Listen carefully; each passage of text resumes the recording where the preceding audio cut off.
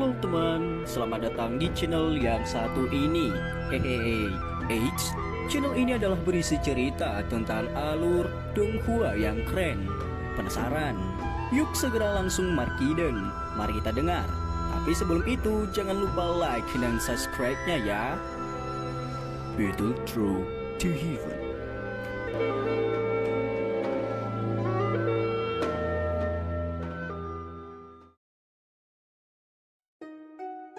Melanjutkan dari cerita sebelumnya. Beberapa bintik hitam berangsur-angsur muncul di ujung jalan. Sesaat kemudian titik hitam mendekat. Itu sebenarnya adalah konvoi. Ada hampir 100 penjaga dengan wajah tegas menjaga konvoi itu. Banyak tatapan hati-hati melihat mereka. Tangan mereka juga memegang erat senjata di punggung. Lokasi bagian gurun ini sudah mendekati bagian luar wilayah dataran tengah utara. Oleh karena itu, sesekali seseorang akan melihat satu atau dua sosok. Namun, mereka sangat jarang dan menghilang dalam sekejap mata. Seluruh jalan hanya berdering dengan suara tapak kuda dan jeritan elang yang terpancar di langit. Xiaoyan bersandar di jendela di dalam gerbong yang bergelombang. Pandangannya melihat ke arah penjaga yang tampak tegas dari klan Han. Suasana hari ini berbeda dari perasaan santai biasanya. Bahkan Guito dan beberapa orang lainnya yang pada dasarnya bercanda setiap hari juga menutup mulut mereka. Tangan mereka yang memegang senjata segera dikencangkan dan mengendurkan berulang kali. Itu mengungkapkan kecemasan di hati mereka. Sepertinya, ular iblis Yamang memiliki reputasi yang cukup ganas di sini. Dia benar-benar mampu menyebabkan orang-orang ini begitu cemas. Xiaoyan dengan lembut bergumam setelah menyerap ekspresi orang-orang di sekitar ke matanya. Xiaoyan merenung sejenak sebelum menggelengkan kepalanya. Ketika kereta berhenti, persepsi spiritual Xiaoyan sangat merasakan bahwa detak jantung setiap orang menjadi sedikit lebih cepat. Tampaknya ini yang disebut ngarai 10.000 ular.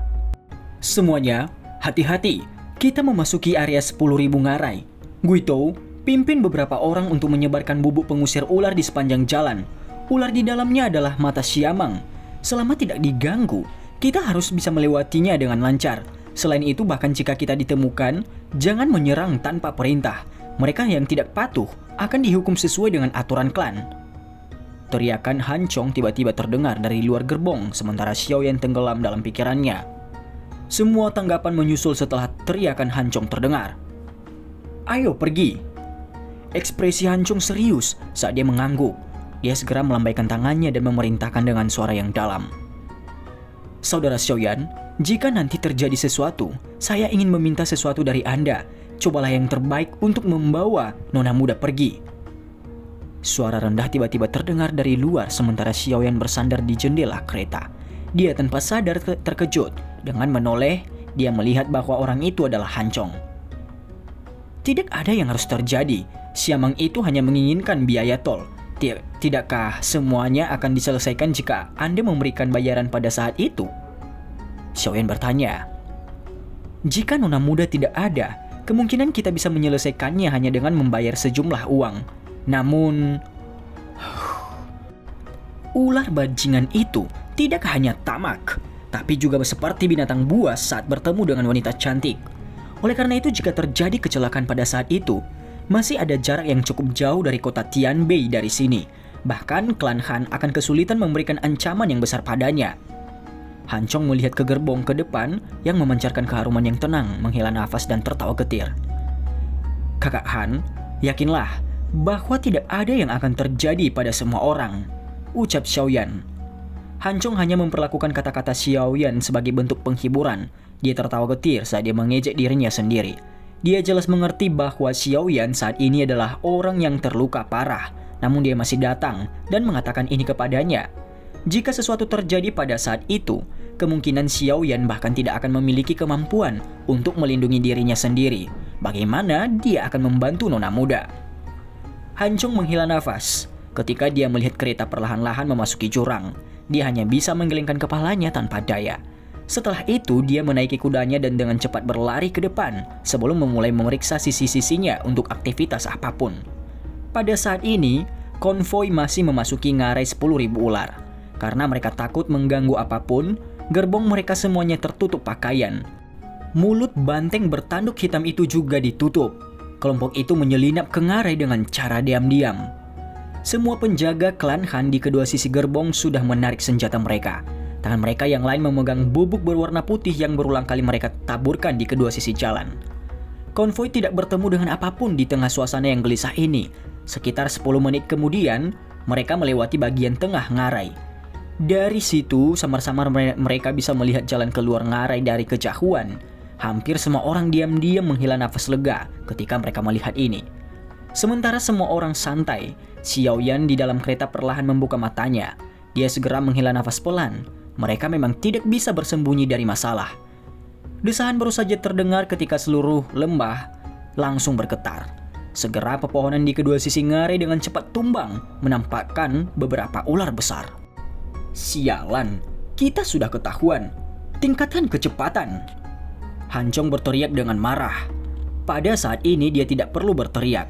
Pengawal klan Han yang berpengalaman sudah berusaha sekuat tenaga untuk mendorong banteng bertanduk hitam itu. Setelah itu, konvoi itu bergemuruh dan melaju, berusaha sekuat tenaga untuk keluar dari jurang itu. Boom! Ketika konvoi masih sekitar kurang dari 100 meter dari pintu keluar ngarai, banyak sosok besar tiba-tiba bergegas dari kedua sisi ngarai. Akhirnya mereka menutup seluruh jalan. Mulut mereka yang buas dan besar memancarkan lidah ular yang mengandung bau busuk dengan suara. Mata ular yang gelap dan dingin menatap semua orang di konvoi. Sialan. Hati Han Chong langsung tenggelam saat melihat ular besar yang tak terhitung jumlahnya menghalangi jalan mereka. Meskipun ular besar ini hanya berada pada peringkat 3 binatang sihir, tubuh mereka sangat besar. Dengan hanya beberapa lusinan saja mereka mampu memblokir seluruh jalan sampai tidak ada celah sedikit pun yang tersisa. Gelombang suara gemerisik dikirim dari semak-semak di sekitarnya setelah jalan itu diblokir. Segera, ular beracun besar dan kecil yang tak terhitung jumlahnya berbagai warna keluar dengan cara yang banyak. Akhirnya mereka mengepung seluruh konvoi itu. Sekelompok orang bodoh benar-benar berpikir untuk melewati Xia tua yang hebat ini. Tawa aneh tiba-tiba terdengar dari langit setelah lingkaran itu terbentuk. Segera, sosok hitam hijau dengan cepat terbang dari atas ngarai. Dalam waktu singkat, dia muncul di langit di atas konvoi.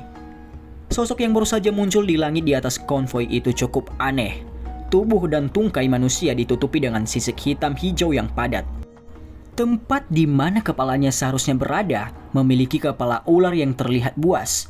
Matanya yang kecil berisi dingin dan kejam saat mereka menatap orang-orang di bawah.